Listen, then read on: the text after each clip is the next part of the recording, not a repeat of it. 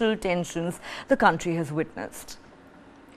French President Emmanuel Macron is facing a great deal of flack for his remarks made in the context of the recent rioting and racial tensions that were witnessed in Paris and other parts of the country.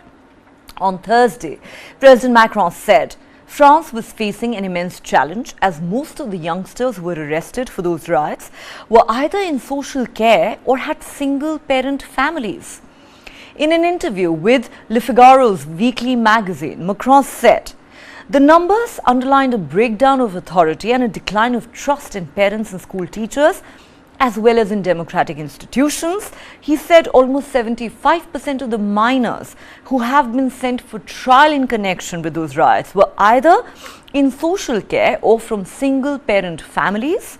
This is an immense challenge because the child rioters are the society of tomorrow. Now, the comments have been perceived as being highly insensitive, as they suggest that parental failings were responsible for the worst urban violence in France in close to 2 decades.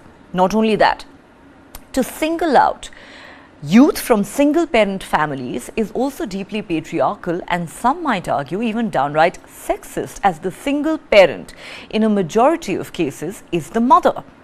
Macron also said the episode pointed to a crisis of civilization and the deregulation of Western societies. Arguing that the government authorities should take more steps to help single parents in educating their children, the president said, "We must accompany these families, give them far more means, prepare them better, and at the same time make them more responsible." Shockingly, Macron added that the parents of children who had committed offences needed to be punished, but stopped short of supporting right-wing calls for stopping the welfare benefits of such people. This move would only make the problem worse, he said. The president further pledged to counter the unraveling of families by restoring democratic authority and also authority in school and parental authority, stating, "We can't be a nation if we do not have confidence in the authorities and our parents, in our teachers." However, Macron rejected claims by the populist right that the riots were a consequence of immigration, especially from France's former African colonies. Now, violence erupted in France in the month of June after 17-year-old Nahel Merzouk was shot dead by a traffic police officer in a car in the Paris suburb of Nanterre. In the wake of the police killing, protesters set ablaze or vandalized over 12,000 cars and 2,500 buildings, which included more than 250 police stations and almost 250 schools. 800 officers were injured as well. At least 4,000 people were subsequently arrested and 1,000 imprisoned. A third of the arrests were of rioters who were below the age of 18. The youngest one was shockingly just 11 years old. Now, to stop the violence, the government was forced to deploy 40,000 troops throughout the country. The damage caused to public property was estimated at over $1 billion. How did it all start? 17-year-old Nahel of Algerian and Moroccan heritage was driving a car when he was pulled over for breaking traffic rules.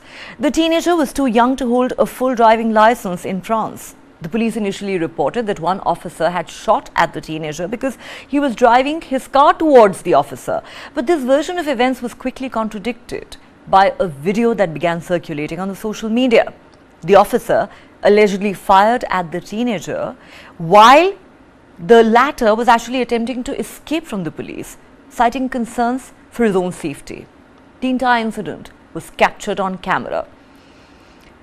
This resulted in several nights of protests in Paris and its suburb Nanterre, where the killing occurred, and the violence soon spread to other regions.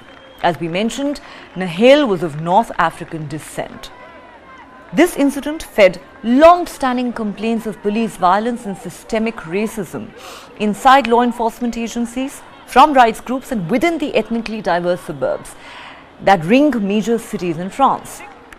Now, several people have died or been injured at the hands of the French police in recent years, prompting demands for greater accountability. France also saw protests against racial profiling and other forms of injustice in the wake of George Floyd's killing by the police in Minnesota in the United States.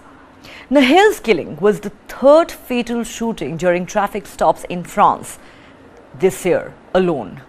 Last year, there were a record 13 such shootings. There were 3 such killings in 2021 and at least 2 in 2020.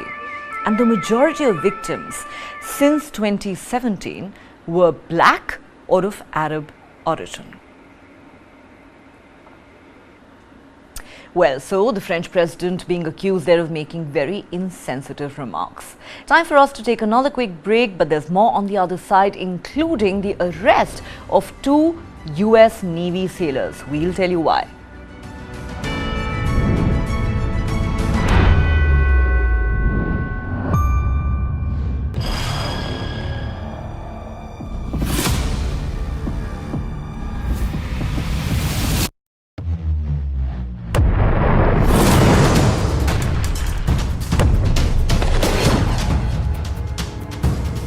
He thought he could outlast us. And 1 year later, the evidence is right here in this room. Who will blink first? So far from preventing